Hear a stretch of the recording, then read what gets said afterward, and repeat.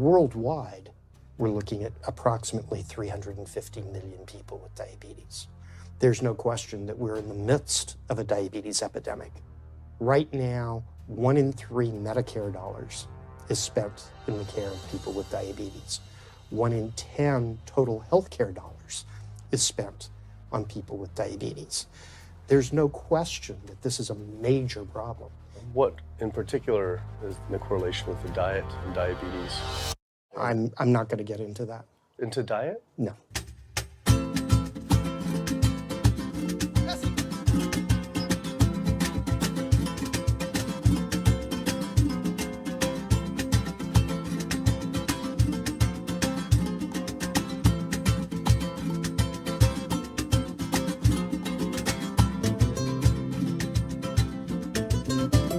My name's Kip. I'm a filmmaker from San Francisco and I have a confession to make.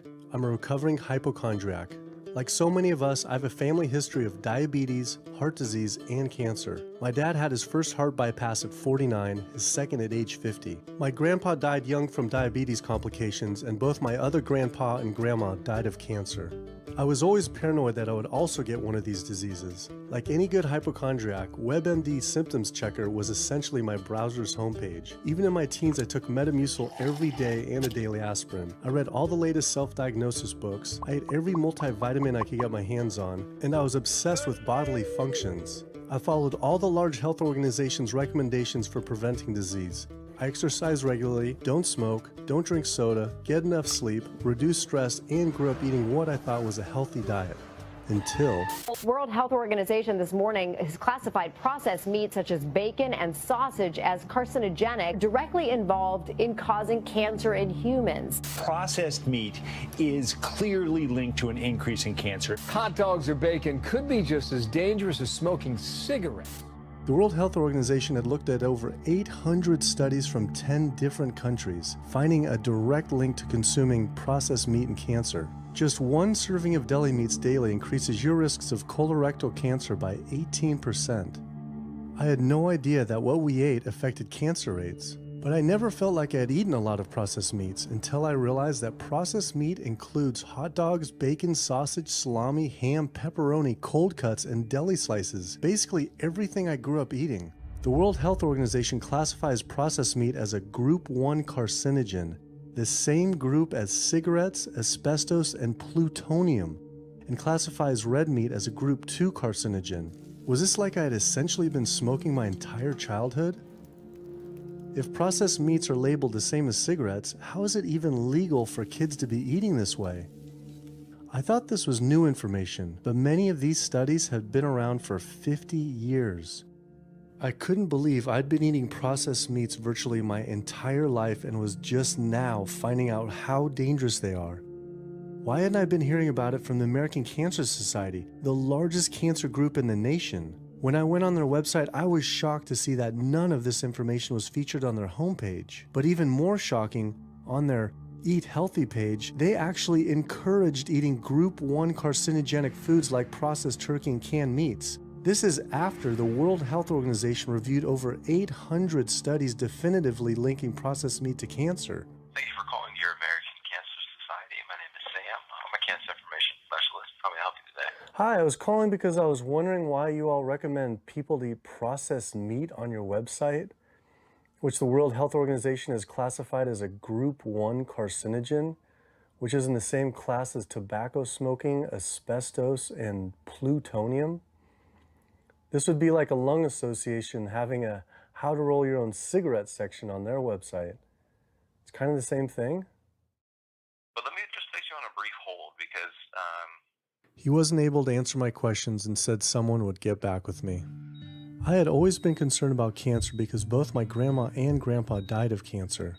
I wondered if things would have been different had they known the link between diet and this terrible disease. In the US, 1 out of every 4 deaths is from cancer. Oh, sweet. American Cancer Society rep confirmed an interview this week. So we just went in for the interview with the American Cancer Society rep, and the security guard said there's no interview scheduled.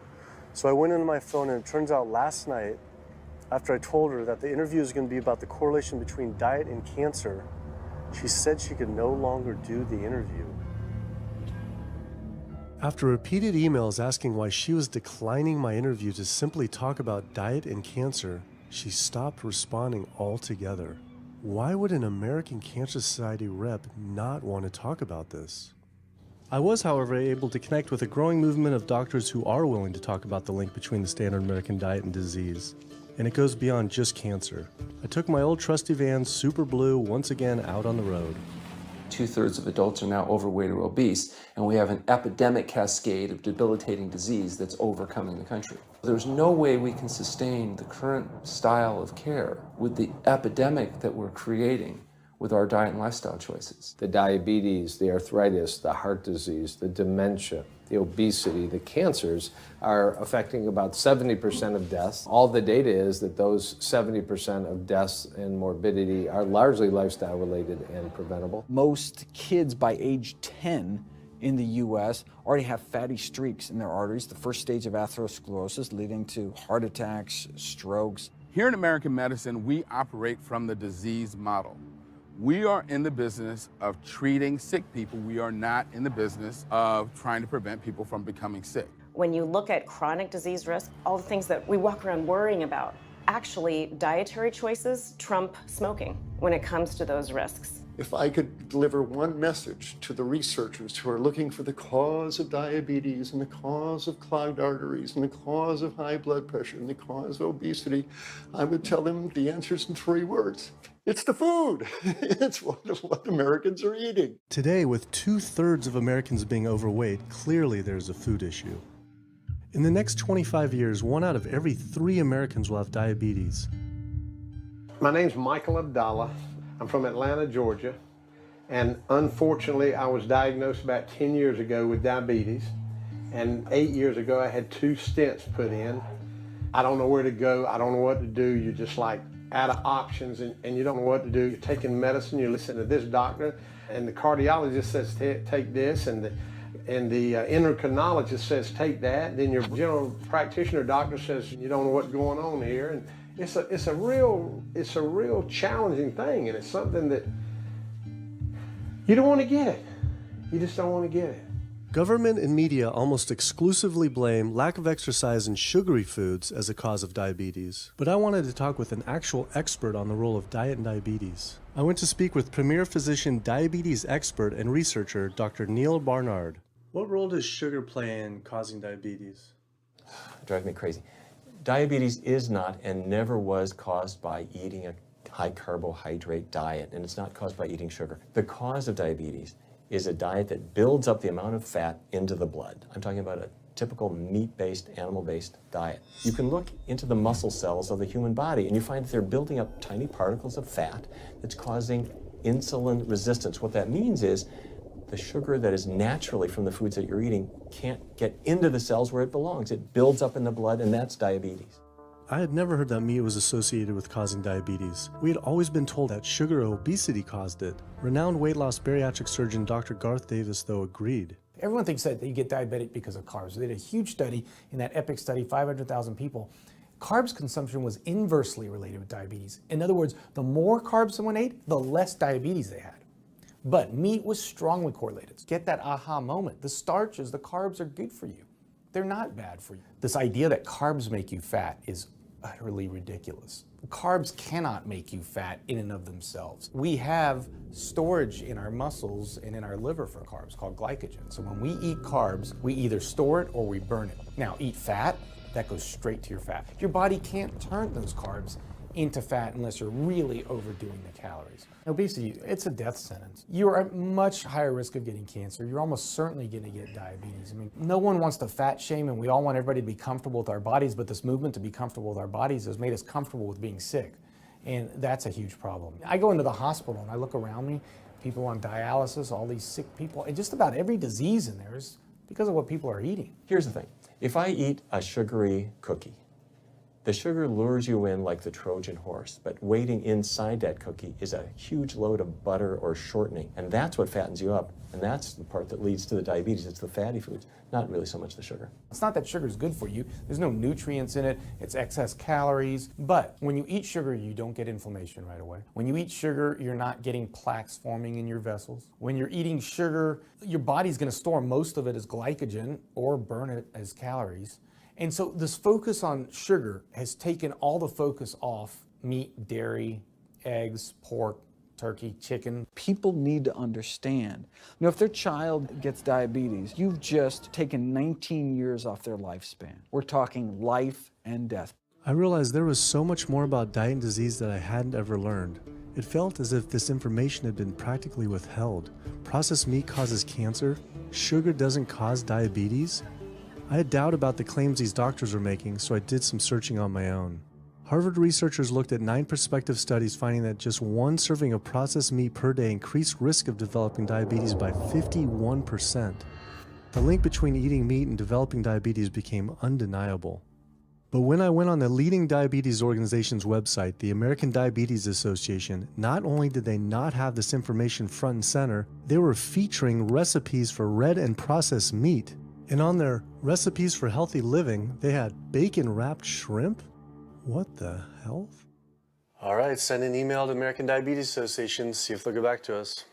As destructive as diabetes is, it pales in comparison to heart disease. Over 17 million people die every year from cardiovascular disease. It is the leading cause of death around the world. Nearly 1 out of every 3 people will die from this disease. The amount of people who die from cardiovascular disease is the equivalent of 4 jumbo jets crashing every single hour, every single day, every single year. My name is Amy Resnic, and I'm from Swampscott, Massachusetts, a little bit north of Boston. And I recently went to my doctor for asthma because I had a very hard time breathing. And while there, she did some blood work, and one of the tests was C-reactive protein, and on a scale there was a scale of 1 to 3, 1 being low for cardiac event, 3 being high for cardiac event, and my number was 10.82. What does that mean? That means I am on the road for a heart attack, and she said probably within the next 30 days. 30 days? 30 days, if I'm going the way I was going. I take this for my heart arrhythmia, take this for pain, oxycodone for pain, and lorazepam for stress, cyclobenzaprine for a muscle relaxer. Also take Topamax and Prozac. And I also use a CPAP machine to help me breathe. And my asthma has been so bad this past year, I use it during the day as well to get some air. I am tired when I wake up. I'm tired during the day. I take a nap. I'm still tired. I can't breathe. And I know I need to make a change for my health, or else I'm not going to be here for my family. When we speak of heart disease, I would say the role of alcohol is pretty small. The role of sugar is very small too. Smoking is big, but the good news is that most people have quit or never did smoke. The problem with animal-based diet, its contribution to heart disease is huge and it is pervasive. All this expensive imaging, procedures, bypasses, medication, none of which has one solitary single thing to do with the causation of the illness. So you die of a completely benign foodborne illness that never had its causation treated. When we eat these kind of dead meat bacteria toxins, within minutes, you get this burst of inflammation within your system such that you basically paralyze your arteries. You get this stiffening of the arteries, their inability to relax normally in half. So it's not like decades down the road eating unhealthy, there'll be some damage. No, we're talking damage right then and there within minutes of it going into our mouth. Many people are given the diagnosis of Alzheimer's disease when it's not true Alzheimer's at all. The vast majority of people suffer dementia due to their tiny blood vessels in their brain clogging up and their nerve cells being shortchanged of oxygenated blood. And guess where that blood vessel dementia comes from? Those little tiny arteries are clogging up from that steady stream of fat, cholesterol, etc. It's really quite clear from the standpoint of cancer and the standpoint of cardiovascular disease that animal protein plays an enormous role. Is chicken better? It's a question of whether you want to be shot or hung. The flesh food that I would eliminate from the American diet would be poultry, would be turkey and chicken. A brilliant advertising campaign has convinced people that, oh, it's white meat, it's healthier. The leading source of sodium in the American diet for adult is chicken. It can be labeled all natural chicken, but be injected with this salt water, I think up to 800 milligrams of sodium. Heterocyclic amines are clear-cut carcinogens, and they can form in any kind of meat as it's heated, as it's cooked.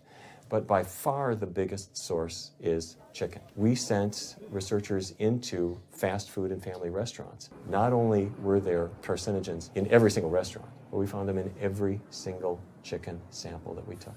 If somebody brings their family in and they're buying a bucket of chicken, nobody tells them that there are carcinogens. If you're selling carcinogens to people, you've got to warn them that they're in there. But the American Cancer Society encourages people to switch from red and processed meat to chicken. Why would the American Cancer Society tell people to switch from eating one carcinogenic food to another when a Harvard University study showed that men with prostate cancer who eat large amounts of chicken increase their risk of the disease progressing 4 times? The number one dietary source in America of cholesterol is chicken because of the volume of chicken. You know, chicken's become grilled chicken and organic chicken. It's machismo, but it has nearly as much cholesterol per gram as red beef. So just on sheer volume, it's the number one source. Yeah, eggs being close behind. I'd never really thought about eggs much. I just thought of them as a standard part of a healthy diet. But then I found a study suggesting that eating just 1 egg a day can be as bad as smoking 5 cigarettes per day for life expectancy. The yolk of a hen's egg is the most concentrated glom of saturated fat and cholesterol. It is made to run a baby chicken for 21 days with no outside energy. It is pure fat and cholesterol. And when we put that into our bloodstream, it coats our red blood cells. Our blood gets thicker and more viscous. It changes our hormone levels. It raises our cholesterol levels. There's nothing healthy about eating the yolk of the egg. But I thought cholesterol and saturated fat wasn't an issue anymore. You know, these saturated fat studies that have come out trying to vindicate saturated fat, this is a campaign by the dairy industry, right? Number one source of saturated fat is dairy. It's not meat. 2008, the global dairy industry got together at a meeting and explicitly, read their agenda, was to neutralize the negative impact of milk fat by regulators and medical professionals, unquote. So what did? They funded studies. The main study that started the whole saturated fat media craze was funded by the National Dairy Council. The egg industry similarly funds studies that confuse consumers by making claims that eggs don't negatively affect heart function. That is, only when compared to eating a McDonald's sausage McMuffin? So what they're really saying is that eating eggs is just as bad as eating a McMuffin. When you eat foods like beef or steak or a processed meat, a hot dog, you're not just getting saturated fat. You're also getting other additional toxins that are in that food. There's heme iron, carcinogens, processing chemicals. This is all a lot more complicated than just looking at saturated fat. You know, the strategy is not on making their products any safer. The strategy is to just try to confuse the public, to introduce doubt. You know, there's a famous tobacco industry memo. It's called "Doubt is Our Product." That's all they had to do. They didn't have to convince Americans that smoking was healthy, right? They just had to introduce doubt. Then they would win. If there's just enough controversy, people kind of throw up their hands, I don't know what to eat. Confusion is their game. I really don't think people thought what they ate led to heart disease. They think, oh, it's genetic, my parents had it. And I don't think people really think that what they ate led to diabetes. I think, oh, my parents had it, I was gonna get it. And certainly cancer, they don't think that way. People have bad lifestyles that they've inherited environmentally. They've been exposed to a certain way of eating and living that they've carried on into their adulthood, passed on to their children. That is why they go on to develop the same diseases that their parents and grandparents may have had before them. But it is not inevitable. Even if you have a genetic predisposition, doesn't mean it's going to necessarily manifest. And what determines whether it manifests or not may be those epigenetic variables, the things that you can control, the environmental factors, the dietary factors, the lifestyle factors. So we can actually change the expression of genes tumor suppressing genes, tumor activating genes, by what we eat, what we put into our body. So, even if you've been dealt a bad genetic deck, you can still reshuffle it with diet. I had always thought that I would develop heart disease at a young age because both my dad and grandpa had heart attacks. I was taught that they were genetic, but their heart attacks probably had less to do with genes and more to do with their diets high in meat. That's why when I went on the American Heart Association's Heart Healthy Recipes page, I could not believe they had an entire section on beef recipes. This was just like the American Cancer Society encouraging eating Group 1 carcinogens on their site. Meatloaf, pork loin, steak on your recipe list? Are you kidding me? It's like this menu is trying to give people heart attacks. Your website, we noticed Heart Healthy Recipes, and we were kind of bewildered by why there's a bunch of recipes on, a whole section on beef recipes, and there's also a section on egg recipes when there's such a strong link between beef, red meat, and heart disease. I honestly don't know because I don't do that, I guess. That's not what I do. Another organization rep that wasn't able to answer my questions, but he said that he'd have someone get in touch shortly. I was, however, able to talk to the president of the American College of Cardiology, Dr. Kim Williams. So the American College of Cardiology is a 47,000 member and growing organization with a dedicated mission to reduce heart disease and to improve patients' lives. And if you look at the incidence of hypertension and diabetes and mortality in men, they actually get reduced as you go higher and higher in terms of how much you restrict animal products. What about fish? So fish is a little different. You've got the 4 worries, which is PCBs, mercury, saturated fat, and cholesterol. And the cholesterol is all over the place. You can hit tuna in water, that'll be almost less than a glass of milk, to salmon or tilapia, which is higher than a pork chop. If you look objectively at fish, what you find is they've become essentially mercury sponges. And that's why in many parts of the country they warn you, don't have more than so many of these fish a week because it's getting too much mercury can kill you. Fish are eaten by bigger fish who are eaten by bigger fish, and these pesticides and herbicides bioaccumulate in the fish flesh. And these big fish, including the salmon, which people think is the healthiest fish, truth is the amount of pesticides and herbicides in the flesh of these fish are shocking, and they have estrogenic and cancer-promoting properties in them. They'll say, well, but don't sardines have less concentration of toxic waste product than other ones? Something being less toxic doesn't make it healthy. It just makes it less toxic. Farmed fish is by no means healthier. All the antibiotics that these animals have to be fed, similar to chickens and turkeys kept in confinement. These fish get infections. They get fungal infections, they get bacterial infections. You've got to feed them antifungals, antibiotics, and these substances accumulate in the fish flesh as well. I always knew that pollution was bad for our health, but I had never thought about the environmental pollutants affecting food. Dioxins, being the most toxic man-made chemicals known to science, cause all sorts of things. They cause endometriosis, they cause cancers, they cause endocrine disruption problems. Most of your exposure, 93% of it, comes from eating meat and dairy products because it climbs up in the food chain so effectively. So you can get exposed living near these incinerators and breathing it, but it'll take you 14 years to breathe in as much dioxin as a cow will ingest by eating the grass in one day. And that dioxin will accumulate in its fat, which includes the milk and the meat, and anyone eating meat or dairy products is going to get that dose of dioxin, so it climbs up the food chain every step. Men have no way in their bodies to get rid of dioxins, but women have 2 ways. They're both involving having a baby. One is that dioxin crosses the placenta into the growing infant, and the other is that it comes out from the breast milk. So if you have a meat and dairy consuming mother breastfeeding that infant, then the highest impacts of toxic exposure like mercury and dioxins will go to that infant. Pregnant women are told, oh, certain types of fish should be avoided. But what about all these other animal products which are introducing, imagine as the fetus is developing, introducing these very harmful toxins which create reproductive abnormalities, developmental problems, and hormonal issues right as the child is developing, the most critical stage of development. It does make you worry when people say, don't you want to have a little bit of milk because you're pregnant? Don't you want to have some fish because you're pregnant? Who do you think is going to get the chemicals that are in that? All these environmental toxins and toxins from the feed that they're being fed accumulate in their tissues and are released into the mother. and unfortunately to the child when you eat these products when you're pregnant. So this includes antibiotics, hormones, steroids in animal feed. Commercial animals are largely fed GMO corn and soy, which are very laden in pesticides. PCBs have been banned since the 70s, but they persist in the environment. Dioxins, all of these compounds can create hormonal, reproductive, developmental damage as well.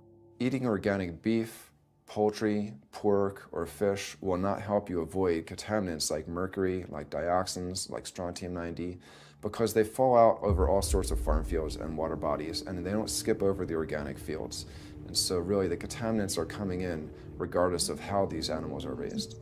I had always been concerned about the possible health impacts of GMOs, but then found out that most of the world's GMO crops are actually consumed by livestock, with dairy cows consuming the most per animal. This fact, with everything I'd learned about bioaccumulation, made dairy terrifying, especially considering how much cheese I ate in my life. Cheese is an amazing product when you think about it. It's probably one of the single best foods at compromising health that you're going to actually feed to people. Think about it. You've got an animal product, so you've got all the issues of biological concentration. You have a highly processed food product, and not only does it have naturally a lot of saturated fat, but you put a lot of salt into it. There's a strong link between dairy foods and autoimmune diseases, and so that can show itself up as excessive production of mucus and exacerbation of asthma in kids who are prone to that, and even adults. And also there's an association between dairy foods and multiple sclerosis and type 1 diabetes, which is an autoimmune disease, and other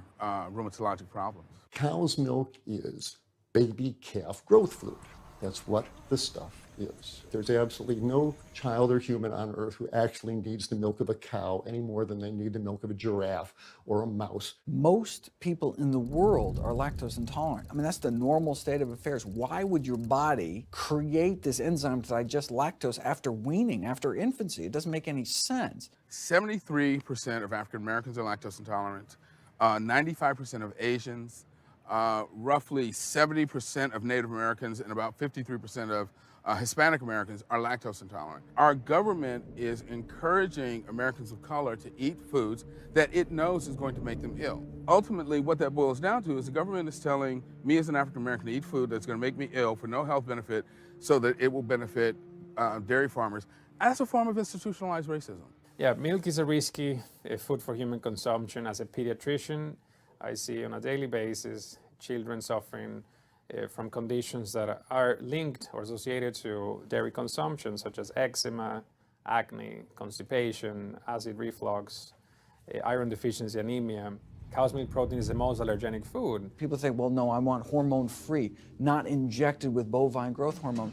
But milk is this hormonal fluid, so it's just packed with sex hormones and natural sex steroid hormones like estrogen, progesterone. In fact, doesn't matter if it's conventional milk, doesn't matter if it's organic milk. Milk without hormones, that's an oxymoron. Organic dairy has just as much saturated fat and cholesterol and galactose and all the things that you don't want as conventional dairy. Dairy products in general have a lot of other products associated with it, not the least of which is pus. I mean, they actually have laws limiting how much pus you can actually have in a milk and still sell it. I believe it's like 750,000 pus cells per cc. Because, I mean, you wouldn't want too much pus and it would be like pure pus. People might object. In fact, you could think of cheese as kind of coagulated cow pus, if you would. But I was always told that we need milk for strong bones. I'm Jane Chapman, and not too long ago, finally got some x-rays of the hips and back. Severe bilateral osteoarthritis of the hips. And actually, I'm scheduled for 2 hip replacements. That's bone on bone. It's the grinding of the joints. My stability is scary. I hold on to the walls if I'm at home. I've been told to use a walker. I'm only 61. This is not how you're supposed to live when you're this old. I have a really hard time believing that that's all that's left. Researchers have studied bone development in kids and whether they get stress fractures and that kind of thing. And the kids who drink the most milk have zero protection. Milk does not build strong bones. Harvard researchers have looked at a large group of older women. Over an 18-year period, the milk drinkers had zero protection from fractures. So this old notion that somehow milk is going to build strong bones or protect your bones later in life, it's a myth. People that drink milk have higher rates of hip fractures, have more cancer, and live shorter lives. It turns out that countries with the highest dairy consumption also have the highest rates of osteoporosis, so clearly drinking more milk doesn't protect your bones. Doing more research, I found that dairy was linked to many different types of cancer as well. Just like many of us, I thought that the majority of cancer was due to genes, but only 5 to 10% of cancer is actually genetic. Any cancer is caused by a DNA mutation, but that's not enough. So that can cause that first cancer cell, but one cancer cell never killed anyone. 2 cancer cells never killed anyone. But 1 billion cancer cells, now we're running into problems. So we need to reduce the growth factors in our body, like IGF-1. Insulin-like growth factor 1 is this cancer-promoting growth hormone involved in every stage of cancer cell growth and spread and metastases. Any animal protein boosts the level of IGF-1. Dairy products increases your risk for various forms of cancer, especially those related to your hormones. So breast cancer, prostate cancer, ovarian cancer. So this is not a product, even in its most pure state, you want to be consuming because it does come with risk. I found out that dairy can increase a man's chance of getting prostate cancer by 34%. And for women who've had breast cancer, just 1 serving of whole dairy a day can increase their chance of dying from the disease 49%, and dying from anything 64%. Why weren't breast cancer sites like Susan G. Komen warning everyone about this? For calling Susan G. Komen, this is Jocelyn. How may I help you? Okay, so we're wondering why you don't have a huge warning about the dangers of consuming dairy on your website when there's a direct link to breast cancer. There was a study published in the Journal of the National Cancer Institute that found out women consuming dairy who has had breast cancer increases their risk of dying of breast cancer 49%. I was wondering why it's not on your website. We cannot answer these types of questions. Once again, another health organization rep saying someone else would have to answer my question. Rather than risk being stood up again, I went straight to the local Susan G. Komen chapter to see if they would answer my questions.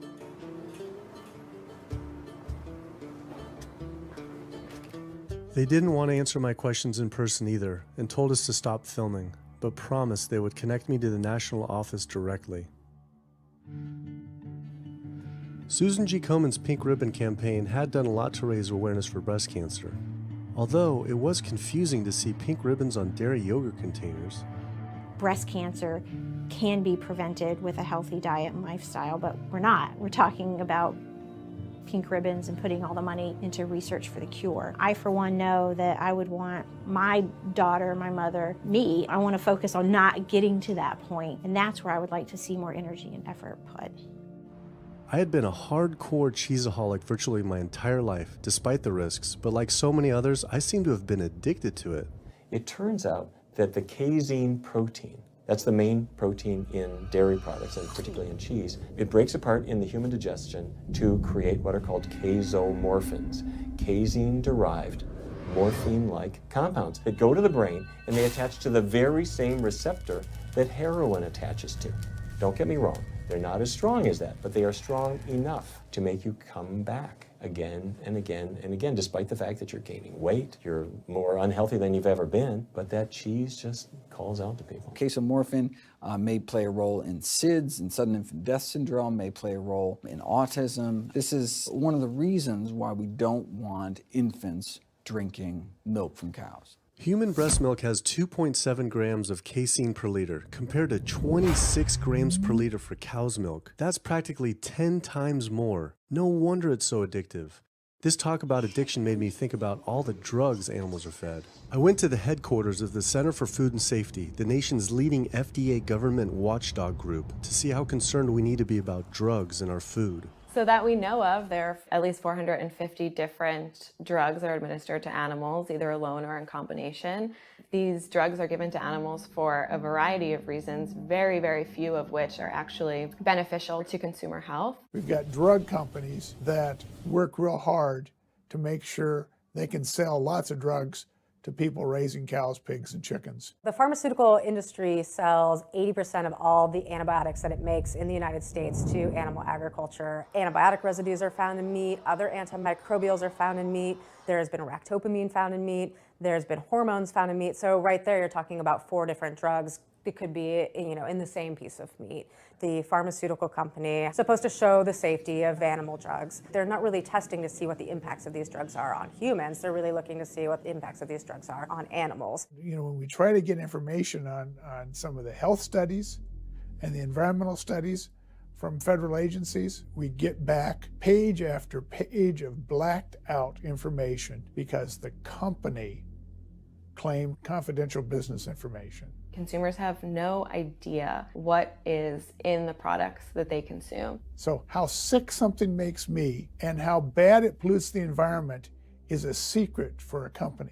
In the animal agriculture industry, as in the tobacco industry, these companies really have a vested interest in making sure that the public doesn't have information about their effects and what risks are really posed to consuming them. You have this system where animals are living in their own waste. They're living next to animals that are sick or even dead, and they're stuck in cages with these animals. The bacteria tends to spread, so that the pathogens that are being created in these filthy conditions are breeding resistance to antibiotics, and the public are becoming exposed to those. We already have people dying from salmonella and other things that you eat. We're having about 3,000 people die every year in the United States. That's more than the number of people that were killed in 9/11 in the Twin Towers in New York.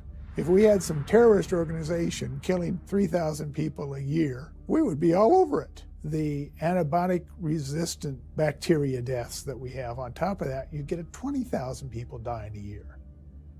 That's 7 9/11s every year. Can you imagine if that many people were being killed by some terrorist group in the United States every year? We would find them. The World Health Organization has said we're nearing a post-antibiotic era in medicine. You'll be at risk in minor surgeries to have a fatal infection. You'll be at risk going to the dentist if you have a tooth extracted. Or it'll be like Civil War medicine. You get an infection in your leg and you cut your leg off. So you have this very dangerous situation. By crowding these animals in, they become a perfect engine for generating a new flu virus that can come out into the community. If you lived near a swine spray field, not even the CAFO, but the waste disposal field, you were 3 times more likely to have a MRSA infection. You can't see how it impacts the average person's life in Duplin County, North Carolina, and not be a little upset about it. From an environmental standpoint, from a community standpoint, from all other aspects, North Carolina, we're in a state of emergency. We've already had bouts of swine flu, or H1N1 as they prefer to refer to it. That particular swine flu incident was originated on a farm here in North Carolina. There's approximately the same number of hogs in North Carolina as there are people. Between 8 to 10 times the amount of feces is produced by a hog, an adult hog, as compared to an adult human. 10 million pigs in North Carolina produce the waste equal to 100 million humans. This is the equivalent of the entire U.S. eastern seaboard flushing their toilets into North Carolina, but there is no waste treatment. The pigs' waste falls through slats in the floors of the sheds they are forced to live in. It is then pumped into giant waste pits, which leach into rivers and streams, and is pumped out unfiltered onto fields, further polluting the environment and neighboring health. When you go back and you look at where these hog facilities are located, there's a disproportionate number of them that are located near communities of color, low-income communities. It is definitely a human rights issue. My sister, she have asthma, and her brother, he have asthma. He's 3, and we don't know what she might have. I have asthma, I have sinus, I have sarcoidosis, that's the bacteria, and I have a pacemaker, which is 6 sinus syndrome. But mostly everybody in this neighborhood got asthma or either cancer. My neighbor there died from cancer probably just last year. My nephew down the street, he's got cancer. He's in terminal cancer, stage 4. Not a smoker, not a drinker. And it's not in his lungs. It's in his lymph nodes. But see, if you live here and saw the way they do, you wouldn't eat no pork. Well, I don't eat bacon because I know where it comes from. When they die, They go into a box and they decompose because they swell especially from heat. A truck come and pick them up, take them to the processing plant in Rose Hill, round them up into feed, and feed it back to the hogs. If I come out this door, if he's spraying there, it's gonna come in my face. It hit you right in the face. Smell like something that you have never smelled before. It smells worse than a dead body. It's the family graveyard. I have my grandmother out there, my sisters, my brothers. When we go to the funeral, he used to spray. During the funeral? During the funeral, yes. During the funeral. Yeah, he spray. And when the people come, everybody be closing their nose up, saying how it stink. They can want to have a cookout on Sunday, he'll spray. Do you think he does it on purpose? I think so. Because he just sprays Sunday. He always sprays Sunday. And in most of these area, hog houses and turkey house is in the black area or the Hispanic area. It's either or. Do you think it's also a civil rights issue? Yes. Yes, I do. Yes, I do.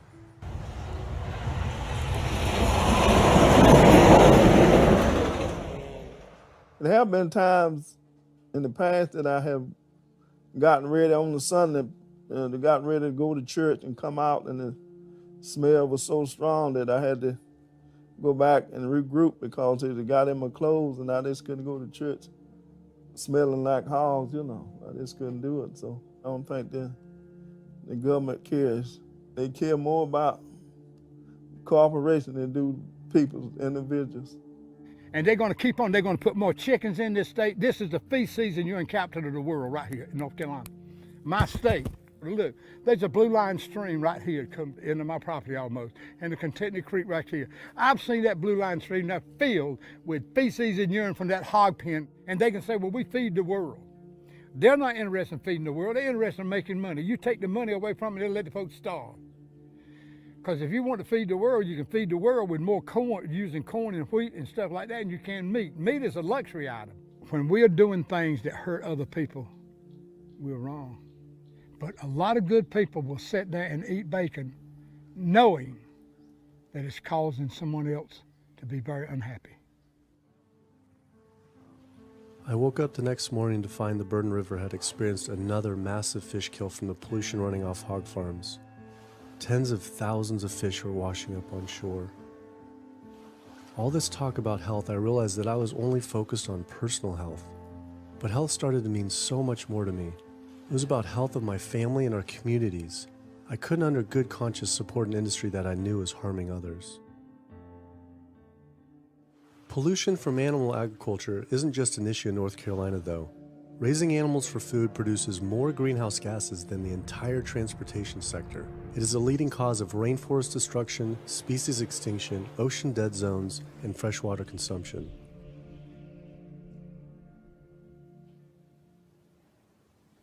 American Diabetes Association actually finally got back and they agreed to an interview. Preparing for their American Diabetes Association interview, I took a look at their diabetes diet and meal plan recommendations, and they were loaded with foods associated with causing diabetes. How could they expect people not to get diabetes if this was the food they were recommending? And then I saw multiple peer-reviewed studies published on the National Institute of Health website showing that a low-fat, plant-based diet was more than twice as powerful at controlling and even reversing diabetes than the ADA recommended diet that included meat and dairy. Well, the mission of the American Diabetes Association is to identify a prevention and a cure for diabetes, but in the meantime, to improve the lives of all people who are affected by diabetes.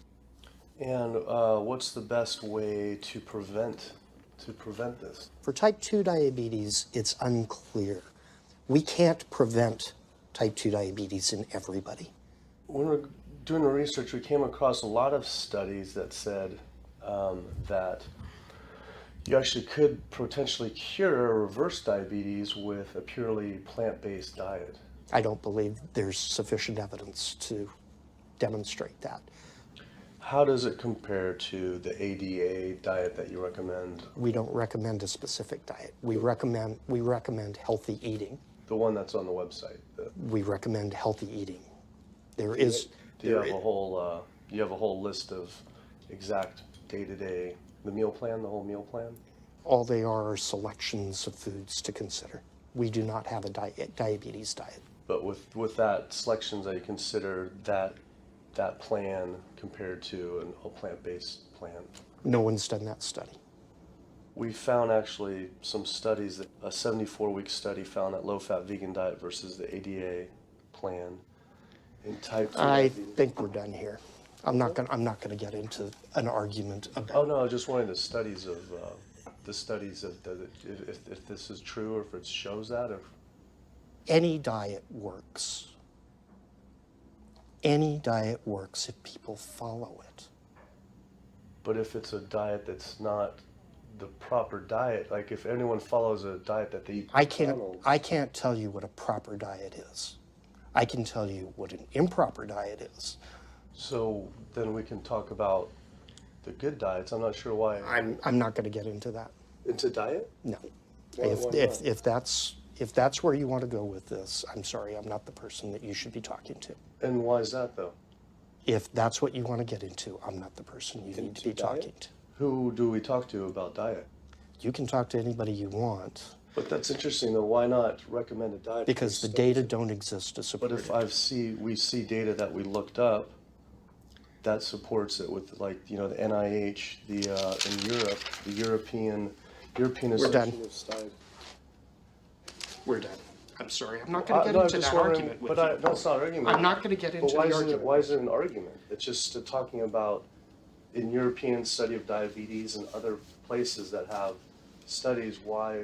There are lots of studies. Why is it even an argument? There are lots of studies in the literature, many of which have never been replicated or, frankly, are wrong. That's why we do peer review, okay? The European Association of Study of Diabetes has been peer reviewed? Or I don't know what study you're referring to, and in the absence of being able to see that study, I'm not going to comment. I could show it to you. I'm sorry, I don't have the time for that. I just don't understand why it's an argument, though. Okay.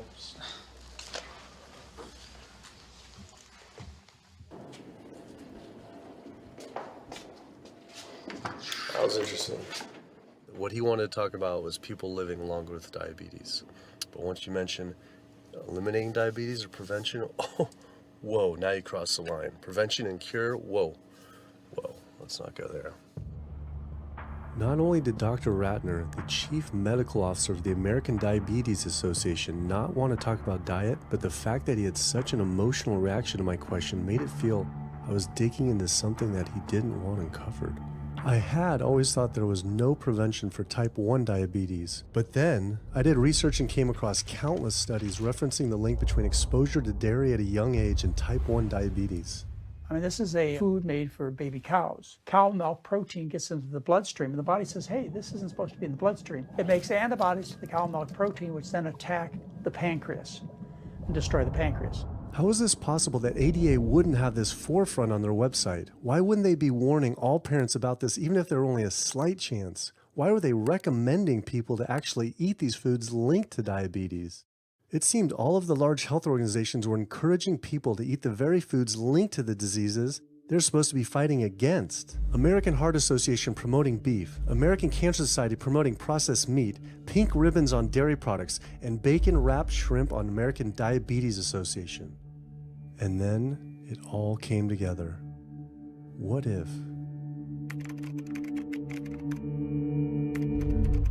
And there it was. The American Diabetes Association was taking money from Dannon, one of the world's largest dairy yogurt producers, Kraft Foods, makers of Velveeta processed cheese, Oscar Mayer processed meats, Lunchables processed kids meals, and Bumblebee Foods, makers of processed canned meats. American Cancer Society was taking money from Tyson, one of the world's largest meat producers, and Yum Brand, owner of Pizza Hut, KFC, and Taco Bell. Susan G. Komen was supposed to be fighting breast cancer, was corporate partnering with KFC, Dietz Watson Processed Meats, and Yoplait Yogurt. And the American Heart Association was probably the most disturbing of all, taking hundreds of thousands of dollars from the beef industry, poultry, and dairy producers, and millions from fast food and processed food manufacturers. Every single one of these organizations was taking money from meat and dairy companies that are associated with the causes of these diseases. This would be like the American Lung Association taking money from the tobacco industry. I was sick of not getting answers, so I went to the headquarters of these organizations myself. We have to speak to someone in person. There's millions of people dying from the foods that they're recommending people to eat. I wanted to find out why Susan G. Komen had accepted $35 million from Yoplait when their products can increase a woman's chance of dying from breast cancer 49%. And ask American Cancer Society if taking money from KFC and Tyson was the reason they promote eating meat. But every one of these organizations declined to be interviewed. What's really sad is that we cannot trust information from these leading health organizations like the American Heart Association, the American Diabetes Association, because they are taking money from the very industries who are causing the problems that they're supposed to be helping to prevent. So that makes the truth something that you are not going to be hearing as far as nutrition goes from these organizations. Well, that would be the end of their funding, that would be the end of their jobs, that would be lawsuits, they would bring the entire catastrophe down upon their heads, and they would essentially disappear as organizations. This one time I got invited to a charity fundraiser for the American Diabetes Association, and I showed up and they had a whole buffet and it was all just animal products. I remember like a big thing of barbecue chicken. And I was like, I stormed out. I said, like, serving chicken at a diabetes event is like serving alcohol at an AA meeting. It just doesn't make sense. We had scheduled to film an interview with a prominent surgeon, but before we could get inside the building, the hospital's media relations manager stopped us. Actually, I understand that Dr. said that you could film here today, but unfortunately that's not going to be able to happen. I know that he advocates for patients changing their diets, but the hospital makes money off these surgeries, and the reality is he does too. So we can't do anything that's going to negatively impact the hospital, so unfortunately you're not going to be able to film here today. I was sickened by how open she was about the hospital being more interested in profits than people's health. But it wasn't just this hospital or these organizations. Even the US government is involved too. Every 5 years, the U.S. Department of Agriculture creates dietary guidelines for Americans. The committee who writes these guidelines has been made up of individuals who have received money from McDonald's, the National Dairy Council, the American Meat Institute, the National Dairy Board, the National Livestock and Meat Board, the American Egg Board, Dannon, candy and sugar companies, Coca-Cola, and Anheuser, just to name a few, which means we are getting our dietary recommendations from the very industries that are killing us. And when the USDA, makes a pyramid or a power plate every 5 years for the American public, they're going to guarantee that on that plate are going to be foods which, when consumed, will result in millions of Americans perishing. The USDA, which is supposed to be protecting us, has two missions. It's supposed to protect us, and it's supposed to protect the producer. And guess what? When those two come head to head, they usually choose the producer. In internal documents uncovered by Dr. Greger, the USDA admitted that eggs cannot legally be called nutritious, low-fat, part of a balanced diet, low-calorie, healthful, healthy, can't say it's good for you, or even safe. Yet they still promote these products to the American people through federal checkoff programs. If you ask somebody if they have heard of a checkoff program, the odds are they haven't, although daily they are seeing the messaging that these programs produce. So checkoff programs are responsible for the messages that we see on TV, on the internet, on bus billboards and magazines that say things like, milk, it does a body good, or milk life, beef, it's what's for dinner, pork, be inspired, the incredible edible egg. The dairy checkoff program gave $12 million to Domino's to just market cheese-heavy products. And this is the USDA, this is the government. If you've seen those ads for the Pizza Hut pizza, the stuffed crust, or a pound of cheese, those are all government advertising schemes for the industry. How can we put more cheese on beef? How can we put more milk in a coffee? Things like that to just drive consumption of these just unbelievably unhealthful products. So McDonald's, for instance, has 6 people staffed full-time, according to records we've found, whose salaries are paid for by this government program, but funded by the producers who are regulated by it. And these 6 people sit there at McDonald's headquarters and just come up with ideas. Triple cheese decker McCheese muffin stuffed bacon cheese slider? with extra cheese? Nice. Yes. You don't think of it on a day-to-day basis that these are government programs. The Wendy's bacon double cheeseburger, government program. The steak fajita at Dunkin' Donuts, government program. You would just never think that this just pure garbage from a food standpoint is coming from a federally funded program. That's one of the things that makes checkoffs so incredibly creepy, is that it is our government telling us, eat more beef, drink more milk, eat more cheese, eat more pork. One of the very effective ways that the dairy industry promotes its products is to reach children, because kids are impressionable, they're going to be consumers for their entire lives, and you might as well get them while they're young. So dairy spends at least $50 million promoting its products in public schools throughout the country with posters with people with milk mustaches and messages like milk, it does a body good, or milk life.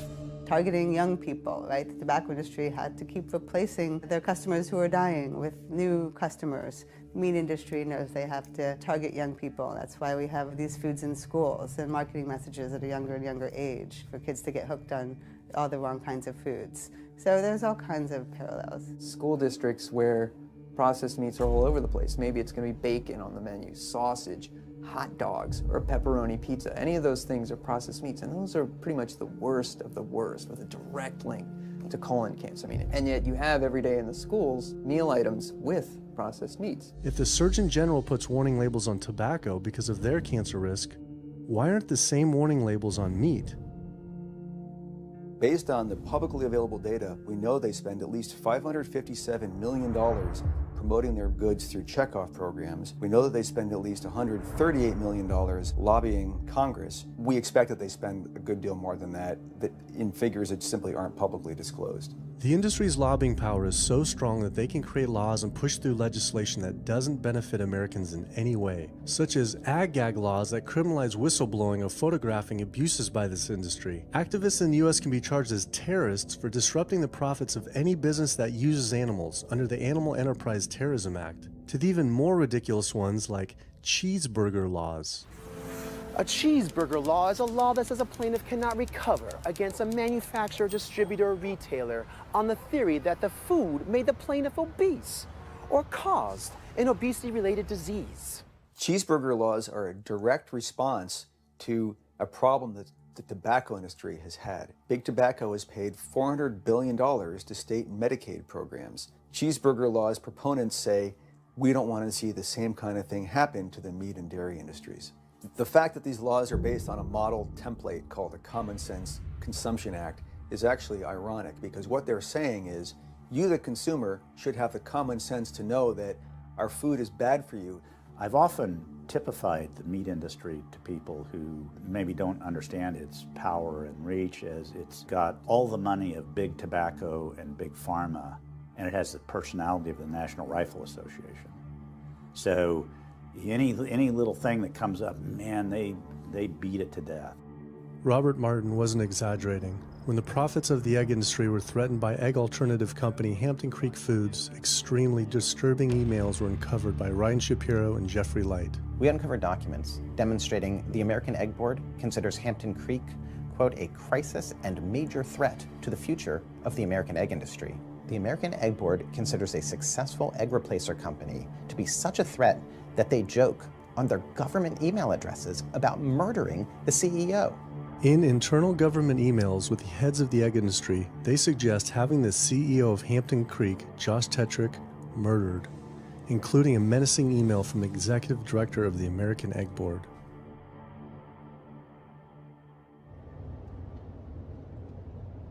The meat producers don't have to pay for the heart disease or the environmental destruction or any of the other externalities, as economists call them, that their products cause. You know, then there's the whole pharmaceutical aspect of it, and the fact that there's a very strong pharmaceutical industry and lobby that has a huge stake in preserving the status quo. And these chronic diseases, these are the cash cows of the pharmaceutical industry. You have a $5 billion Stent industry. Do they ever want to see that go away? We've got a $35 billion statin drug industry. Do they ever want to see that go away? I'm talking about the pharmaceutical industry effectively controls what doctors are told. Most research isn't put into prevention, it's put into the medication that we might use for that particular disease.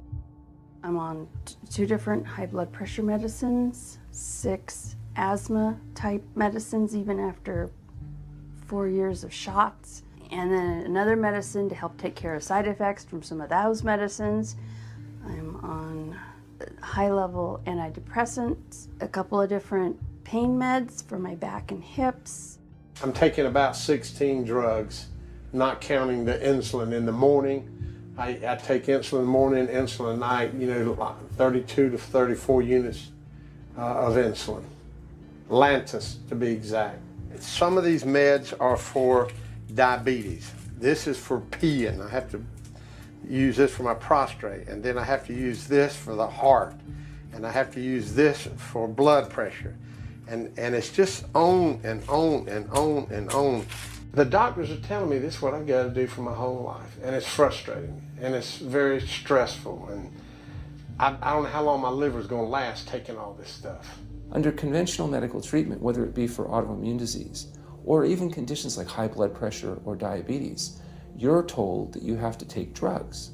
And not just for a week or a month or a year. You're told you have to take drugs forever. You're guaranteed that if you follow your doctor's advice, you'll be sick forever. You'll never get well. That's the guarantee. Because the strategies are all about manipulating the symptoms, not dealing with the underlying cause. You come in with that diagnosis, you get a bunch of pills that have nothing to do with the disease causation, or you get these procedures that have nothing to do with disease causation. It's a deception to say this pill will help you unclog your arteries, this one will save you from a stroke. No, it doesn't. The people who take the statins, etc., they still get their heart attacks, they still get their strokes. This does not reverse disease. This does not make plaques smaller. This is a fraud of massive proportions. In the U.S., treating chronic disease such as heart disease, cancer, and diabetes is a $1.5 trillion industry. That's the GDP equivalent of the 10th richest country in the world. I went back and dug deeper into the health organization's funding, and there it was again. These organizations were accepting millions of dollars from pharmaceutical companies that are making billions of dollars from the very same diseases these health groups are supposedly trying to end. It seemed like a major conflict of interest, unless ending these diseases isn't really the goal. The pharmaceutical industry spends more money on lobbying than any other single industry. Just like animal agriculture, they are so powerful they write their own laws that have had activists imprisoned to silence them. Government's in bed with anyone that gives them the most money, which is the pharmaceutical industry, which is the animal ag industries. Like, they are pumping the government full of money and resources, and in return the government's giving them what they want: subsidies, imprisoning activists that go against them. And I think it's quite telling that these industries are working so hard and spending so much money to criminalize people for simply taking a picture, for simply recording what's going on inside of these facilities and making it known to the public. They're behind walls, they're underground, they're in these secret facilities that no one knows about. But if they did, they would be shocked and outraged. And I think people would not want to think that their pharmaceuticals, that their food are coming from these places. And that's why I think the ag laws are what they are, is because they are trying to silence people into not speaking out and not showing the truth. I finally realized how deep the collusion truly is between government and these industries, and how dangerous it could be to expose them. These concerns intensified after meeting the USDA whistleblower who revealed mad cow disease in the U.S. meat supply. USDA operates like the military. So when I got on TV and that, right away USDA sent out memos to all the veterinarians and food inspectors. If anybody from the media ever contacts you, do not talk to them. Refer them to Washington, D.C., and we will talk to them. So right away, shut up everybody. American public should be very concerned about this, what's going on with USDA. Here in the United States, we have at least 4 cases of mad cow disease, but I'm almost positive there's more cases than that, but the government isn't looking for it. So what you're saying is that there could be already mad cow disease in humans. Right, and I think a lot of it was misdiagnosed. With the Alzheimer's or dementia, it takes several years, you see the progression, but to make it easier, these doctors just sign off on it as dementia or Alzheimer's without actually taking a biopsy of the brain to see if it's that, or is it actually a prion disease like Creutzfeldt-Jakob disease or mad cow disease. Do you think it's safe to eat meat? I personally don't think it's safe to eat it because of the fact how the line speeds are increasing and also our inspectors are not well trained enough. At the present time, the line speed now is going about 220 cows an hour. That gives you about somewhere around 4 cows per minute, so that's 15 seconds per cow. These dangerous slaughter speeds means that animal waste ends up everywhere. Testing shows 88% of pork chops are contaminated with fecal bacteria, 90% of ground beef, and 95% of chicken breast sample contain animal waste bacteria. There is nothing clean about eating this way. But it just isn't waste, it's also pus-filled infections. You can see there's a bump or some kind of abscess underneath the hide. Most of the time when the hide's pulled off, either that will open up the abscess and the pus will come out, or if it's deep-seated, when the inspectors are doing their work or the company employees, they might stick their knife into an abscess and it explodes all over the place. I had heard enough. I was utterly disgusted by the corruption, the greed, the disease, and the abuse I was learning about. The very animals we were killing us and the planet. But so many people eat meat and dairy every day of their lives, and we are so concerned about getting enough protein. Do we have to eat meat to get complete protein? Oh my God.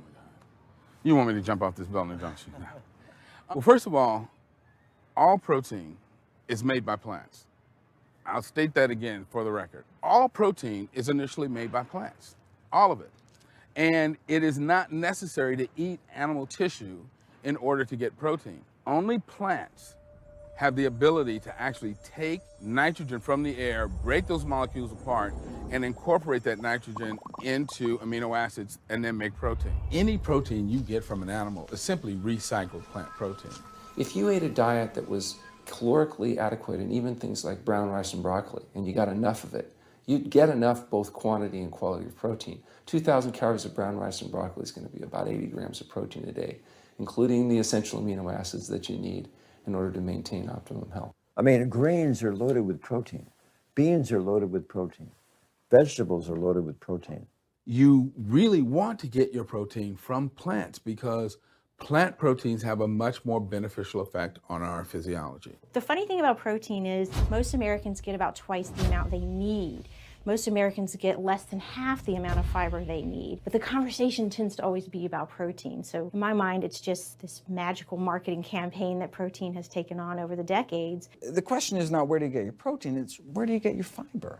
I have never in my professional career seen a protein deficiency. I've never seen someone come in eating normal amounts of calories and they're protein deficient. You just don't see that. So human milk has the lowest protein content ever in any species ever tested. I mean, that's the fluid that's been designed by evolution over millions of years. And that's just like the perfect food for human babies, right? Perfect food, lowest protein content any other mammal. And so it gives a sense of kind of protein requirements for anything. So then rat milk, ape milk, donkey milk, any milk has ever been tested. And you hear this a lot in bodybuilders. They're like, well, I need, chicken, or I need fish to be, to be strong, to build muscle tissue.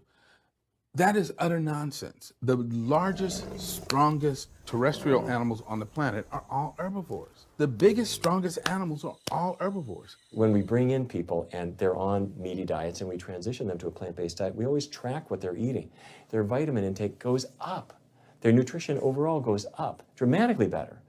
And these same people might worry in advance, will I get the nutrition that I need on a plant-based diet? The fact is, you're not getting the nutrition you need on a meat-based diet, and you're going to get dramatically better nutrition on a plant-based diet. For an average-sized guy like myself, I need about 56 grams of protein a day. That's optimum. Probably I really need 30 to 40 grams a day. Diets that are really high in these protein create diabetes, create heart disease, create cancer, create the diseases that I'm treating on a daily basis. But this is the opposite of what all the high-protein diet fads say. The food you eat determines the bacteria that live in your gut.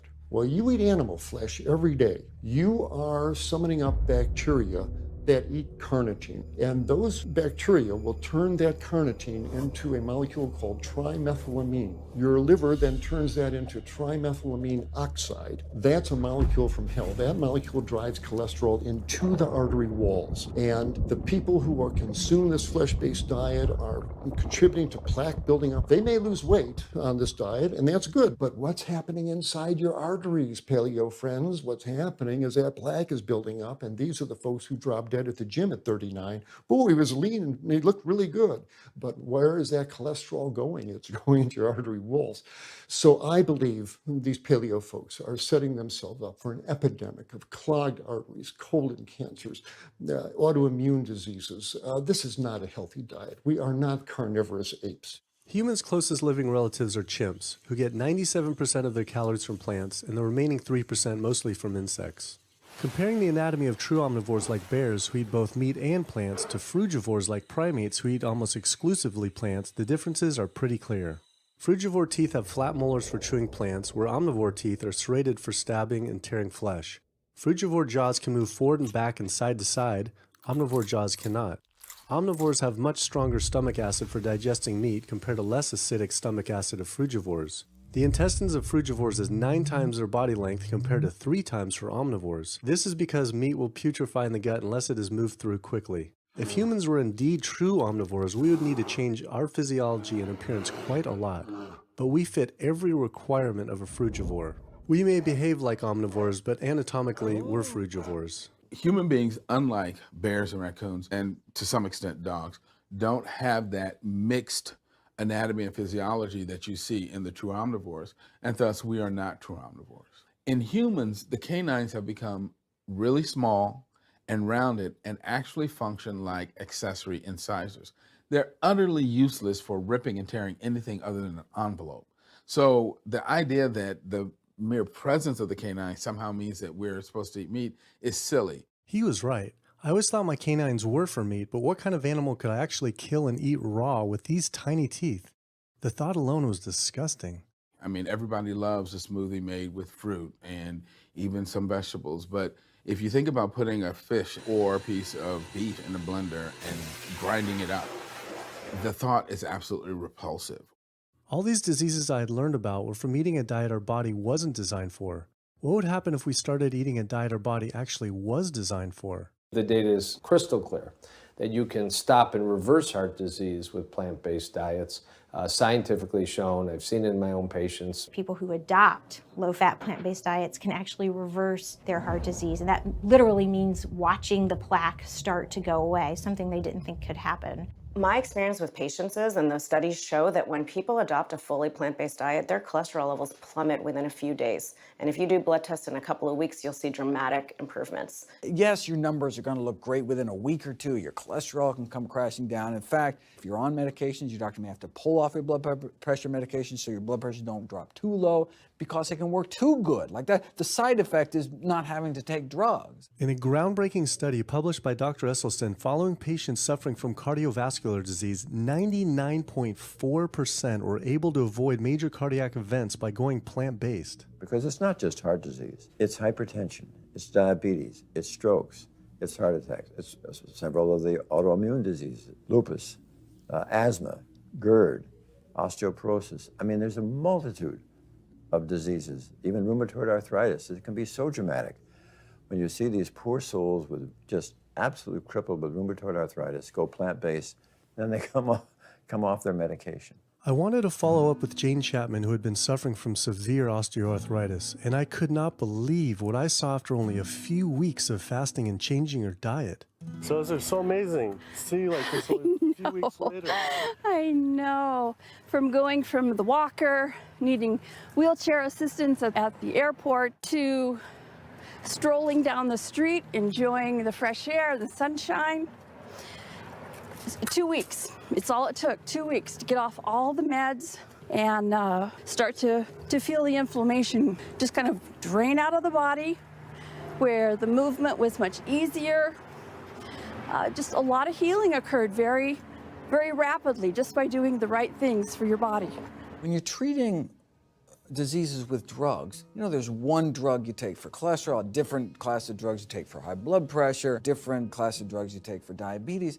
But with diet, a plant-based diet affects all these diseases, one diet to kind of rule them all. The impacts of eating this way go far beyond ourselves. By getting rid of heart disease alone, we would save up to $48 trillion in the USA, 3 times the US GDP. Conditions like high blood pressure, you don't have to take the drugs the rest of your life and be sick forever. What you can do is live in such a way that it gives the body a chance to heal itself. We took 174 consecutive patients with high blood pressure, and 174 people were able to lower their blood pressure enough to eliminate the need for medication. For inflammatory bowel disease like Crohn's, the best remission rates ever achieved through a plant-based diet. MS, multiple sclerosis, the best results ever achieved compared to any medical, surgical, any kind of intervention was a plant-based diet. You can see that with every sequential reduction in animal products, people live longer, they have less heart disease, they have less cancer, they have less diabetes. You can actually take human cancer cells, put them in a petri dish, and you can drip the blood of those eating vegan, get about 72% suppression in human prostate cancer cell growth in vitro. They wanted to try this again with women and breast cancer. So they said, let's see what a plant-based diet can do. After just 2 weeks, their bodies cleaned up. You drop their blood on the same carpet of cancer cells. You can clear off the whole plate. This is after just 2 weeks eating healthy, which raises the question, you know, what kind of blood do we want in our bodies? My background is in industrial and systems engineering, and that was my career path for a long time until I got thyroid cancer, and everything changed from there.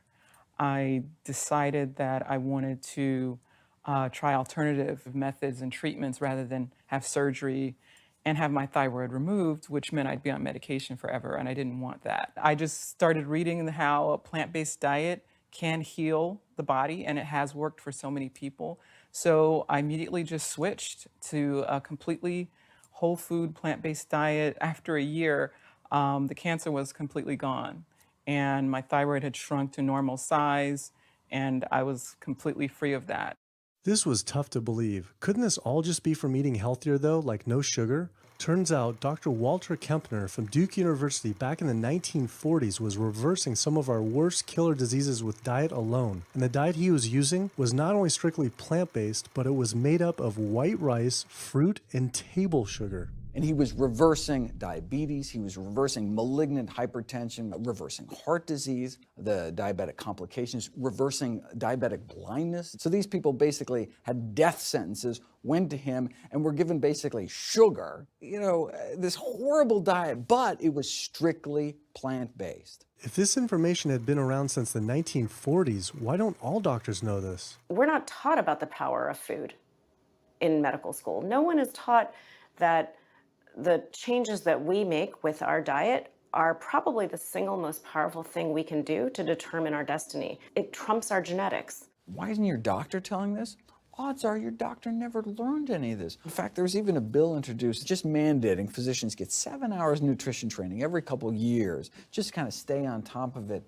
And who came out against that?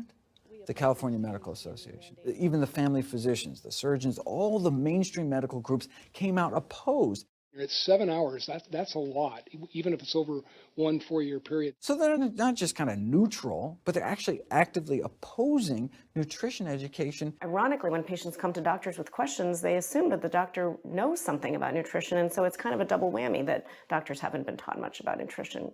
Why don't we hear about this from dietitians when nutrition is their entire specialty? Turns out the American Nutrition and Dietetics Association puts out nutrition fact sheets written by the industries themselves.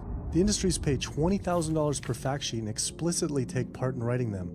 So you can learn about eggs from the egg industry, and you can learn about lamb from the lamb industry. This would be like learning about the benefits of smoking from the tobacco industry. When people are eating meat, I think of it as a bit like smoking. It's sort of Russian roulette. You may not get diabetes, but your chances of getting diabetes, about 1 in 3. You may not get cancer, but your chances, if you're a man, about 1 in 2. A woman, 1 in 3. Your chances of gaining weight, 2 out of 3. It's not all diet, but most of it is. The best thing that you can do to make sure that you empty all those bullets out of the chamber and you're not taking risks with your health is to get the animal products out of your diet and eat healthy foods. I came to True North to help me with my asthma and to lose a little weight, and it's amazing. Just in 2 weeks of changing my diet Don't have to take any asthma medication, no antidepressants, no pain medication, no heart medication, nothing. No medications at all. And it's just incredible. I was taking Oxy and Advil, and I was taking 800 milligrams of Motrin 3 times a day just to get through the day because I was in so much pain. And now, nothing. Wow. Nothing at all. 2 weeks. 2 weeks, So 14 days. All that medication, you're completely off. Completely off everything. It's just been so frustrating to me because I went to so many different doctors for help, and I tried so many different medications to help me with my asthma, and nothing helped, and I was stuck on the couch for the last 10 months, unable to breathe. And now in 2 weeks' time, 14 days, I'm off my medication, and I can breathe, and I feel good, and I can walk. My life has changed, and it only took 2 weeks of a whole plant-based diet. That's incredible. Yeah.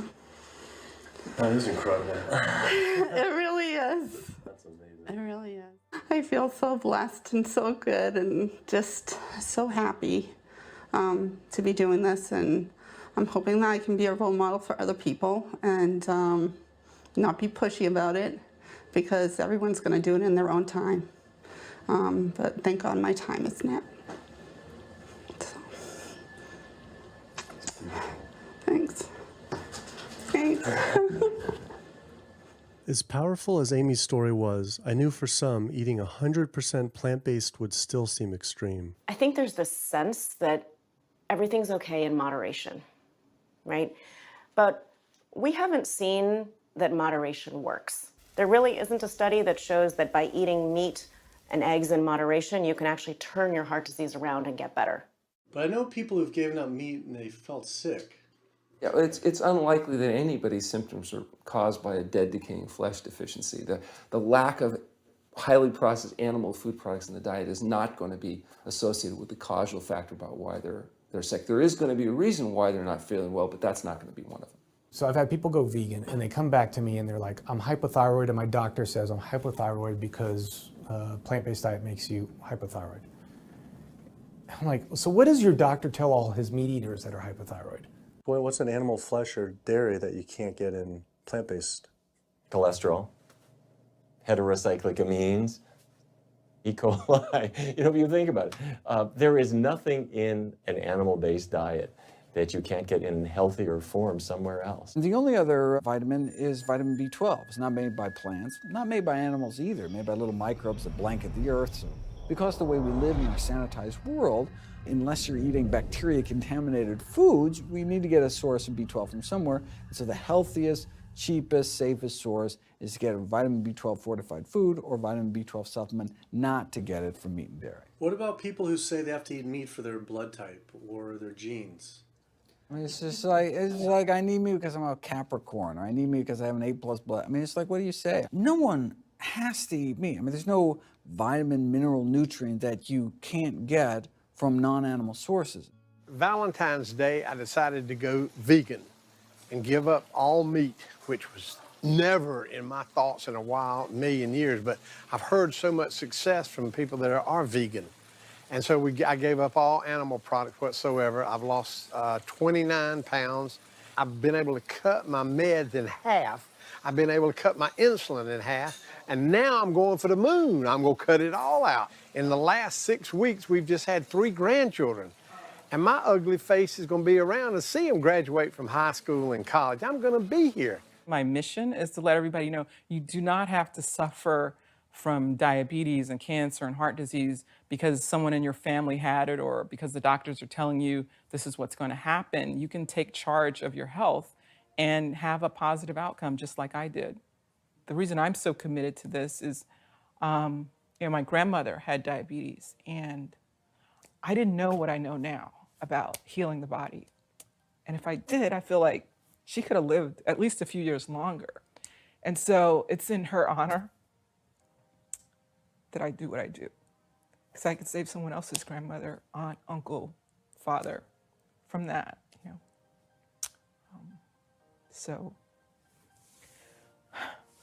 So I'm excited about getting the message out there.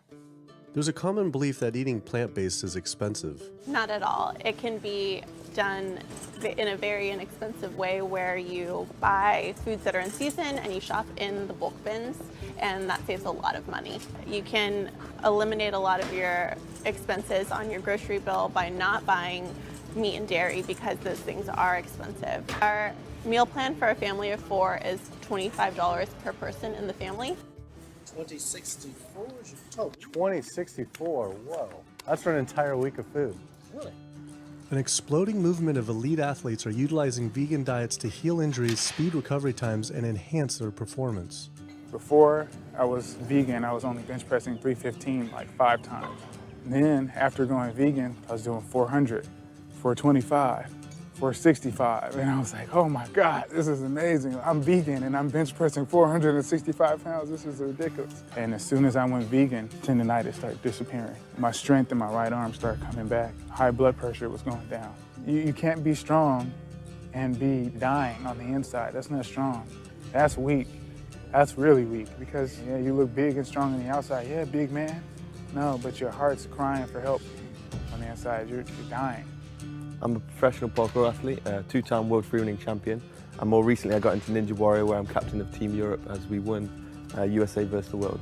For something like Ninja Warrior and parkour specifically, you really need to have a good strength to body weight ratio. So I was carrying mass that I really didn't need. And when I went vegan, I lost 15, 20 pounds. I was more agile, I was more efficient, more stamina in my body. Just that extra bit of pop that I didn't have before, it just gave me that extra strength.